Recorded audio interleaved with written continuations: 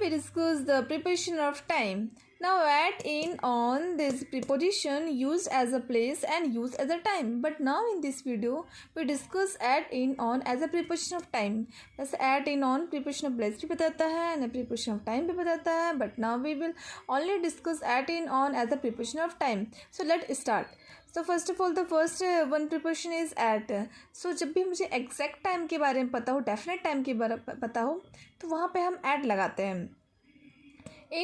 In for longer duration, जैसे in the morning, in the evening. जैसे कि morning 4 से 5 घंटे का होता है तो हम वहाँ पे लॉन्गर ड्यूरेशन के लिए हम इन यूज़ करते हैं. जैसे एग्जांपल है कि ही अराइव्ड एट और इन एट अ क्लॉक, इन और एट द मॉर्निंग. तो ही अराइव्ड एट या इन एट अ क्लॉक. तो एट अ क्लॉक एक एग्जैक्ट टाइम है, एक डेफिनेट टाइम है. So as a exact time we use at. So he arrived eight o'clock.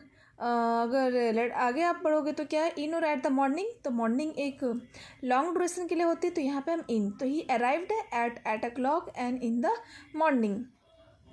अगर parts of the day की बात करेंगे तो हमारा दिन शुरू होता है मॉर्निंग से भी पहले. जो सबसे शुरुआत के होता है भोर, जिसको बोलते हैं डॉन और वी कैन से सनराइज़ और डे ब्रेक. दिन की शुरुआत हुई है, इधर एग्जैक्ट है, छोटा ड्यूरेशन का होता है तो ये एट यूज़ करते हैं. अब मॉर्निंग क्या होती है, 4 से 5 घंटे की होती है तो वो लॉन्ग ड्यूरेशन के लिए हो. तो मॉर्निंग हो तो इन द मॉर्निंग.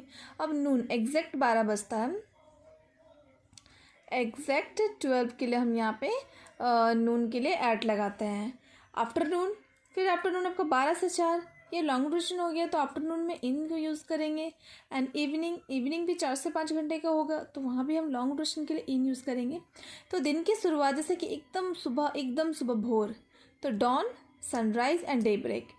कहीं भी आपको अगर ये वर्ड दिख गया तो ध्यान रखना है कि वहाँ पे कौन सा प्रीपोजिशन यूज़ करेंगे. बहुत कन्फ्यूज़न रहता है, बहुत सारे बच्चों को ऐट होगा कि इन होगा. तो इस वीडियो को देखने के बाद अब ये कन्फ्यूज़न बिल्कुल दूर हो जाएगा. तो at dawn, at sunrise, at day break.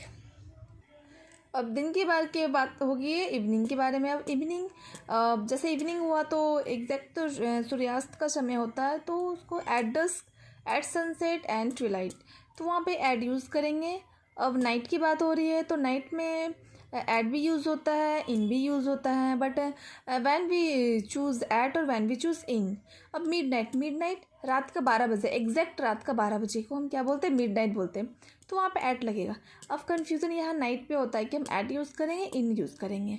तो अगर हम नाइट को अगर जनरल सेंस की बात करेंगे, तो जनरल सेंस की मैं रात को लेट सोती हूँ, आई स्लिप लेट एट नाइट, वहाँ पे एट नाइट यूज़. जब जनरल सेंस की बात होगी, से अगर किसी नाइट को अगर पार्टिकुलरली कोई इनोग्रेशंस हो रहा है, कोई पार्टी हो रही है, अगर नाइट को अगर मुझे पार्टिकुलरली कुछ स्पेसिफाइड करना हो तो वहाँ पे हम इन लगाते हैं.